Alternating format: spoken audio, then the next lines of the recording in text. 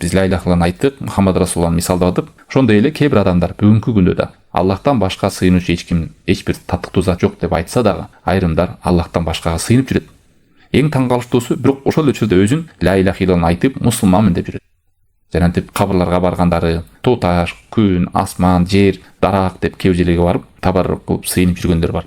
Мындай адамдардын ла иляха иллаллах келмеси жарабайт. Бул исламдын эң биринчи түркүгүндө эле кулады. Эмнеге?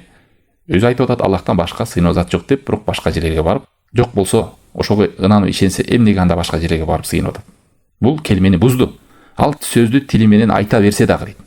Себеби амалы ал тилин айткан сөзүнө каршы болот. Аллахтан башкага сыйынып, башкадан суранса, башкадан жардам сураса, фахаулай лам яшхаду ла иляха иллаллах хаккан. Булар чындыгында ла иляха иллаллахга күбөлүк берген жок. Ва лам ядхулу фил ислам.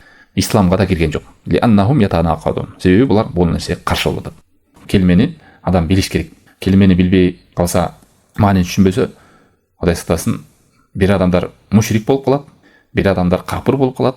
Келмени айта берсе да, туугандар, ушуну эске алыңыздар. Бул адамдар ушун жаңылышат. Өзүңдөн келмең бар. Болду дейт да, маселе бүттү дейт. Жок, андай эмес. Анда аябай жеңил болмок ошондой болсоң да.